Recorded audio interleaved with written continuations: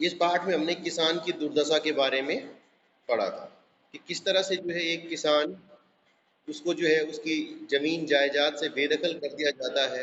वो कर्ज के बोझ के तले अपना सब कुछ खो देता है।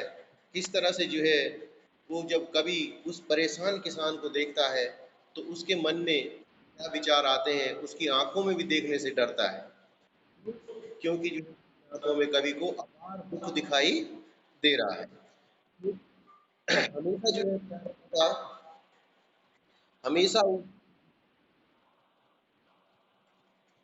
हमेशा वो स्वाधीन रहा, जिसने जो है अपनी हमेशा खुशहाली की खेती की। आज उसके पास कुछ भी नहीं बचा।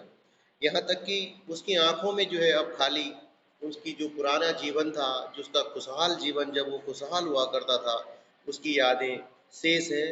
और किस तरह से उसने अपना एक एक करके सर्वस्व खो दिया, इस बात का दुख उसकी आंखों में दिखाई देता है। इसीलिए कवि ये कहता है कि मुझे जो है किसान की आंखों में देखने से भी डर लगता है। फिर उसकी आंखों में क्या होता है, लहराते उसके खेत, जो उसने कभी जिन पे वो खेती किया करता था, जिनको देख, जिसकी हरियाली को देख के वो प्रसन्न हुआ करता था, उन खेतों की यादें उसकी आंखों में तैर जाती हैं। फिर क्या होता है, उसका एक बेटा, अपने बेटे, जवान बेटे की जो याद है, उसको खोने का गम है, वो उसकी आंखों में स्पष्ट रूप से पढ़ा जा सकता है। जिसने, क्योंकि उसके बेटे को जो है जमींदार के आदमियों ने जवानी में ही लाठी डंडों से पीट पीट कर मार डाला। ठीक बेटा, यहाँ तक हमने करा था। तो इसमें आपके लिए क्वेश्चन आ सकता है कि किसान की आंखें गोहा सरीखी क्यों लगती हैं। तो क्यों लगती हैं, क्योंकि उनमें जो है दुख, अपार दुख भरा हुआ है। उन आंखों में जो है अपने सर्वस्व को खोने का, अपने खेत खलिहान, अपना परिवार, अपने बच्चे, अपनी बहू, अपने बैल गाय, यानी सब कुछ खोने का जो है दुख उन आंखों में भरा हुआ है। इसलिए जो है कवि को किसान की आंखों में झांकने से डर लगता है। अब उसकी आंखों में क्या समाया है, किसान की आंखों में जो है निराशा, गरीबी, शोषण, ये चीजें जो है किसान, मतलब उसने इन चीजों का जो दुख है वो उसकी आंखों में समाया हुआ है, क्योंकि महाजन ने उसका जो है कुछ भी नहीं छोड़ा, उसका घर बार खेत खलियान सब जो है नीलाम करवा दिए। फिर वह स्वाधीन रहा, अभिमान भरा आंखों में। इसका जीवन से क्या संबंध बताया जा रहा है, तो इसका संबंध ये है कि कभी जो है किसी जमाने में एक समय वो था जब जो है किसान खुशहाल था, स्वाधीन था, उसके पास सब चीज के साधन थे, साधन संपन्न हुआ था। आज जो है उसके पास कुछ नहीं बचा। कहने का मतलब, जिस समय वो स्वाधीन था उस समय जो है उसकी आंखों में चमक थी, उसका एक अपना स्वाभिमान था, वो अपने साथ साथ जो है दूसरों के पेट भरने के लिए भी अन्न उगाया करता था। तो अगला क्वेश्चन ये भी आ सकता है कि किसान के अतीत और वर्तमान, अतीत माने बीता हुआ समय, और वर्तमान में क्या अंतर है। तो अतीत में जो बीते हुए समय की बात करते हैं कि किसान का जो है एक भरा पूरा परिवार था, उसके पास खेत खलिहान थे, सारी सुविधाएं, सुविधा संपन्न किसान था वो। लेकिन आज वो जो है दीनता, गरीबी और शोषण के कारण उसके पास कुछ भी नहीं, उस दीनता, गरीबी और शोषण के सिवा उसके पास कुछ नहीं बचा है। एक खुशहाल जीवन से जो है वो बदहाल जीवन में आज आ गया है। फिर बेटा, उसका महाजन ने जो है किसान का जो है घर बार बिका दिया, उसने अपने ब्याज को पाने के लिए। फिर उसकी आंखों में जो है उसकी बैलों की जोड़ी, किसान और बैल का बड़ा घनिष्ठ संबंध होता है बेटा। ग्रामीण किसान और बैल जो है आपस में मित्र माने जाते हैं। किसान का सच्चा मित्र है बैल, क्योंकि वो जो है उसकी खेती बाड़ी का सबसे प्रमुख जो है उसका साधन है, उसके पास जो है खेती करने का। ठीक, तो उसने जो है बैलों की जोड़ी भी जो थी उसके पास, किसान के पास कभी बैल हुआ करते थे अपने, जिनसे वो खेती किया करता था, हल चलाता था, वो भी जो है महाजन ने बिका दी। उसके पास अपनी गाय होती थी जो सुबह शाम जो है दूध देती थी, और उसी के अलावा किसी के पास दूध नहीं देते। होते हैं ना कुछ जानवर जो एक हमेशा एक ही व्यक्ति के पास दूध देते हैं, कुछ तो ऐसे होते हैं कि जो किसी के पास भी दूध दे देते हैं, लेकिन कुछ जानवर जो है ऐसे होते हैं 100 में 2-4 कि जो सिर्फ एक ही आदमी के पास दूध देते हैं। तो एक गाय थी, वो गाय भी जो है उसने जमींदार ने क्या कर दी, हड़प ली। क्यों, अपने ब्याज को प्राप्त करने के लिए, अपने कर्जे को प्राप्त करने के लिए किसान ने उसकी गाय भी हड़प ली। फिर इसके बाद क्या होता है, क्वेश्चन आ सकता है कि महाजन ने ब्याज सहित पैसा वसूलने के लिए क्या किया। देखो, महाजन ने जो है पैसा वसूलने के लिए उसका घर बार बिकवा दिया, उसकी बैलों की जोड़ी को नीलाम कर दिया, फिर जो है उसकी जो एक गाय थी उजरी नाम की गाय, वो जो है उसको उसका ब्याज चुकाने के लिए जो है उस गाय को भी उसको बेचना पड़ा। तो इस तरह जो है किसान, महाजन ने जो है किसान के साथ बड़ा अमानवीय व्यवहार किया, उसके खेत खलियान बिकाए, उसका घर बार बिका दिया, उसके बैलों की जोड़ी को नीलाम करवा दिया, और उसकी यहाँ तक कि उसको जो है अपनी सबसे जो प्रिय गाय थी वो भी बेचनी पड़ी। फिर अगला क्वेश्चन आ सकता है कि किसान की आंखों में रह रहकर क्या चूभता है। किसान की आंखों में जो है रह रहकर वो बैलों की जोड़ी चूभती है जो उसे अत्यंत प्रिय थी। क्यों चूभती है? क्योंकि वो ही जो है उसके जीवन का आधार थे। मैं आपको पहले भी बताया कि किसान और बैल का जो है बड़ा घनिष्ठ संबंध होता है, तो उससे रह रहकर जो है उसको अपने उस बैल की जोड़ी की याद जो है उसकी आंखों में बार बार आ जाती है। अब अगला क्वेश्चन आएगा कि उजरी को किसान ने क्यों बेच दिया। उजरी जो उसकी गाय का नाम था, जो सिर्फ उसी के पास दूध दिया करती थी। क्यों बेच दिया?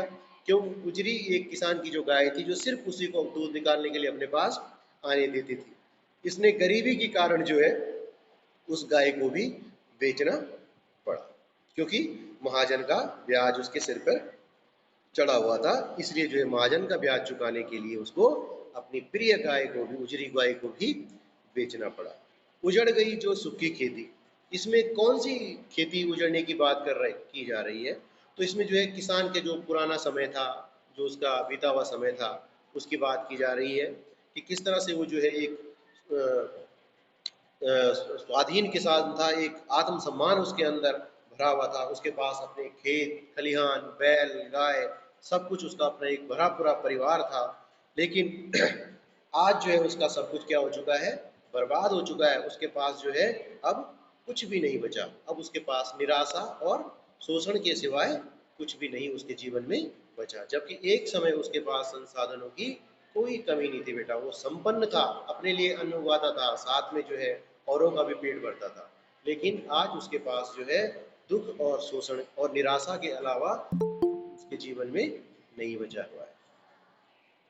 तो अगला आता था कि उसके बाद उस किसान की पत्नी, उसकी दुर्दशा देखिए आप, किसान की दुर्दशा देखिए कि उसकी पत्नी जो है बिना दवाई के जो है उसकी पत्नी की मृत्यु हो जाती।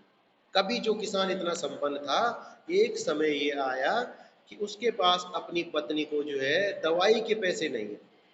किसान के पास अपनी पत्नी के लिए जो है दवाई के पैसे भी नहीं है। क्यों? क्योंकि गरीब इतना हो चुका है, किसान की गरीबी, उसको जो है दवाई भी नहीं खरीद पाया वो गरीबी के कारण। किसान गरीबी के कारण दवाई भी नहीं अपनी पत्नी के लिए खरीद पाया, तो इसलिए जो है उसकी पत्नी बिना दवाई के क्या होती है? मर जाती है। बिना दवाई के उसकी पत्नी की क्या हो जाती है? मृत्यु हो जाती है।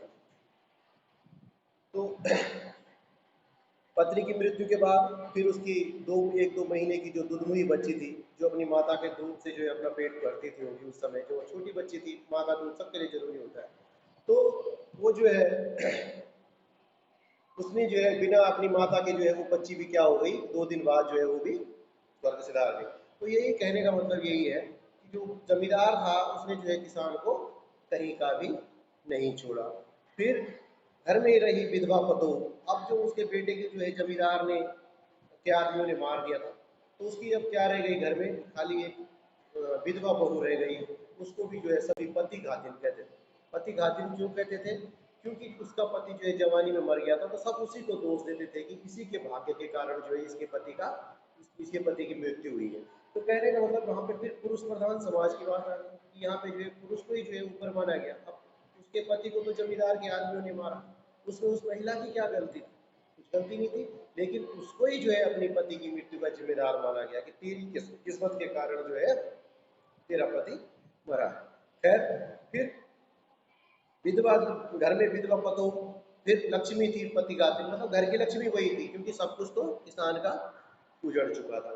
फिर उसके बाद एक दिन क्या होता है कि जो कोतवाल होता है, कोतवाल जो उस समय का पुलिस विभाग में जो सीनियर ऑफिसर था, उसने क्या किया कि कोतवाल की जब एक बार उसको जो है गंदी नज़र जो है उसकी विधवा बहू पर पड़ जाती है और उसके साथ जो है बहुत ही ज़्यादा वो बुरा व्यवहार करता है, दुराचार करता है। इसी कारण जो है वो बेचारी अपने आत्मसम्मान के लिए अपनी पत्नी के डर से जो है क्या करती है, कुएं में कूद के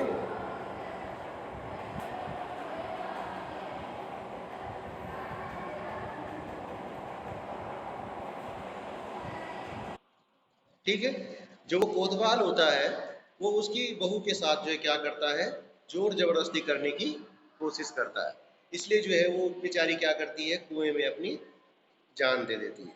तो इस तरह से जो है किसान का सब कुछ बर्बाद हो जाता है। तो इसमें जो है क्वेश्चन आ सकता है कि किसान की पत्नी किस कारण स्वर्ग चली गई। किसान की पत्नी स्वर्ग इसलिए चली गई बेटा क्योंकि उसके पास वो इतना गरीब था कि जब वो बीमार हुई तो उसके लिए उसके पास दवाई लाने के भी पैसे नहीं थे, इतने साधन नहीं थे कि वो अपनी पत्नी का इलाज करा पाता, उसके लिए दवाई का प्रबंध कर पाता। फिर किसान की पत्नी और दुधमुई बच्ची की मृत्यु के लिए कौन दोषी है, क्वेश्चन आ सकता है। तो किसान की पत्नी और उसकी बेटी की दुधमुई बच्ची के लिए जो, क्योंकि किसान के जीवन को बर्बाद करने का पूरा श्रेय किसको जाता है, साहूकार यानी कि महाजन को जाता है। क्योंकि उसका जो है उसने समय पे उसका कर्ज नहीं दे पाने के कारण उसने क्या किया कि किसान का सब सब कुछ सारे संसाधन, खेत खलिहान, बैल गाय, सब उसने क्या करा बेटा, किसान ने किसान का सब हड़प लिया। तो इसके लिए जो है बिल्कुल जमींदार को ही जो है हम दोषी मान सकते हैं, क्योंकि सब कुछ लुट जाने के बाद उसके पास पैसे ही नहीं बचे जो अपनी पत्नी का इलाज करा पाता।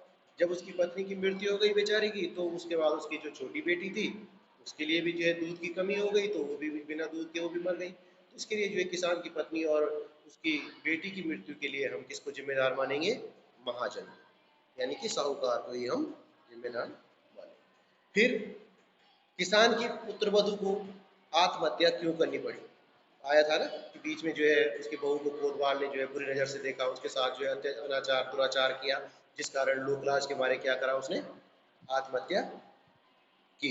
तो इसलिए जो है किसान की पुत्रवधू को आत्महत्या इसलिए करनी पड़ी क्योंकि शहर के उस समय जो है कोतवाल ने जो है उसको पकड़कर थाने बुलाया और उसके साथ दुराचार किया।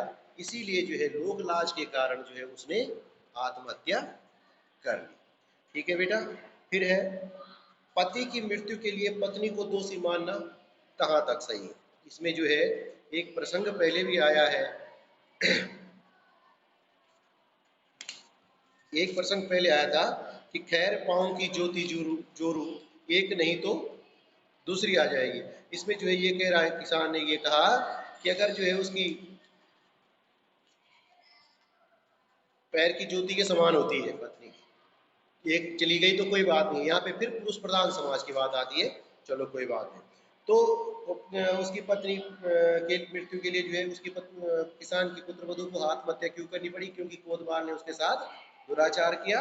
इसलिए जो है उसकी पत्नी को लोकलाज के कारण जो है, लोगों की शर्म के कारण जो है, बदनामी के कारण उसने क्या किया, कुएं में कूद के अपनी आत्महत्या की गई।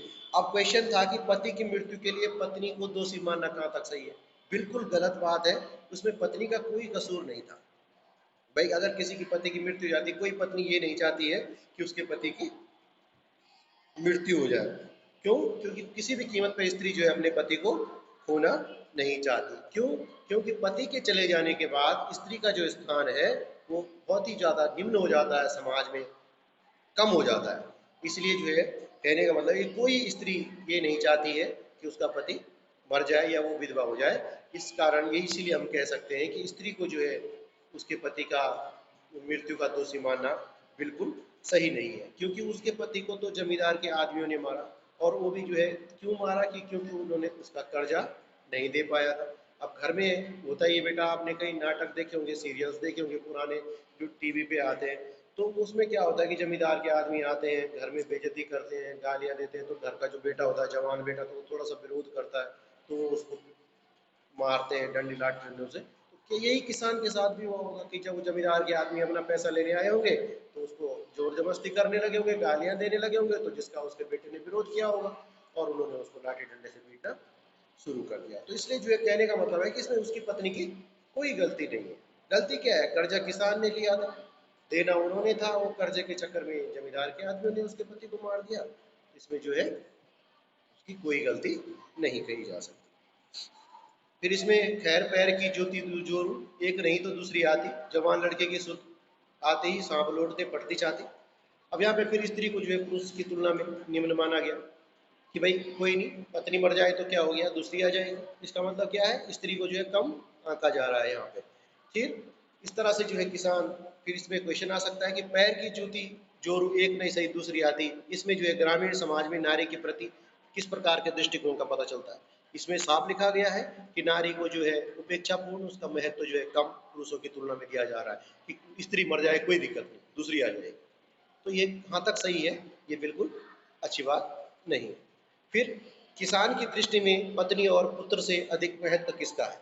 किसान की दृष्टि से पुत्र का महत्व अधिक है। फिर यहाँ पे स्त्रियों की बात कम आ गई, क्योंकि उसका कहना है कि पत्नी तो पैर की जूती है, एक गई दूसरी आएगी, लेकिन पुत्र कहाँ से लाएगा। इसलिए जो है यहाँ पे फिर पुरुष प्रधान समाज की बात आई, क्योंकि अभी भी आप देखते हैं कि भारतीय समाज में बेटे को जो है बेटियों की तुलना में महत्व तो दिया जाता है। बेटा आज किस युग की बात कर रहा हूँ मैं आपको, ठीक। फिर किसान की आंखों में क्षण भर के लिए चमक क्यों उठती है? इसमें लिखा है, पिछले सुख की स्मृति आंखों में क्षण भर एक चमक है लाती। जब उसको अपने पिछले खुशहाली के दिनों की याद आती है तो उस समय उसकी आंखों में थोड़ी सी चमक आती है, वो क्षण भर के लिए भूल जाता है कि वो आज दुखी है। इसलिए जो है पिछले जो उसकी यादें हैं, उसको उसके जीवन में जो है थोड़ा सा उनको याद करके उसकी आंखों में चमक आ जाती है।